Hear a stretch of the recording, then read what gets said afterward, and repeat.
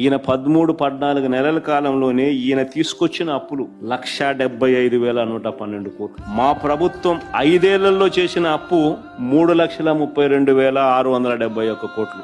అన్ని స్కీములు ఇస్తూ, నాడు నేడు లాంటి గొప్ప డెవలప్మెంట్ కార్యక్రమాలను చేస్తూ, స్కూళ్లు గాని హాస్పిటళ్లు గాని రూపురేఖలు మారుస్తూ, కొత్తగా 3 పోర్టులు గవర్నమెంట్ రంగంలో కడుతూ, గొప్ప డెవలప్మెంట్ కార్యక్రమాలు మేము చేస్తూ, అన్ని స్కీములు ఇస్తూ, కోవిడ్ లాంటి విపత్కర పరిస్థితులను ఎదుర్కొంటూ, అయినా మేము చేసిన అప్పులు కేవలం 3,32,671 కోట్లు అయితే, ఈయన 13-14 నెలల్లోనే ఈయన చేసిన అప్పులు 1,75,112 కోట్లు. అంటే మేము 5 ఏళ్లలో చేసిన అప్పును ఈయన 13-14 నెలల్లో 52.43% ఇప్పటికే చేసేసినాడు. నేను అడుగుతా ఉన్నా, ఈ డబ్బంతా ఎవరి జోబీ లేదు, ఎవరికి ఒక స్కీమ్ ఇచ్చింది లేదు, ఎవరికి ఏ మంచి చేసింది లేదు. ఈ డబ్బంతా ఎవరి జోబీలోకి పోయింది. ఈ ప్రతిపక్ష హోదా లేనటువంటి 11 నాయకులు బయటకు వస్తారు.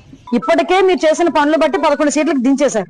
మీరు ఇలాగే పని చేస్తే కనుక 11 సీట్లు కూడా ఉండకుండా పర్మనెంట్ గా ఇంట్లో కూర్చున్న పరిస్థితి జగన్మోహన్ రెడ్డికి త్వరలోనే రాబోతోంది. వర్క్ ఫ్రం హోమ్ ఎమ్మెల్యే కాస్తే ఇప్పుడు వర్క్ ఫ్రం బెంగళూరు నుంచి ఆయన నెలకు ఒకసారి ఒక పర్యటన లేదా 2 ప్రెస్ మీట్లు పెట్టి, సిట్ దెబ్బకి జగన్ టీం అబ్బా బాగుందిగా ఇది. అధికారంలో ఉన్నప్పుడు పబ్జీ ఆడుకున్నావు, సమయం వృధా చేసావు, ఇవాళ అపోజిషన్ లో ఉన్నావు, మళ్ళీ అదే పని చేసుకో. ఎందుకు ప్రజల్లోకి అనవసరంగా?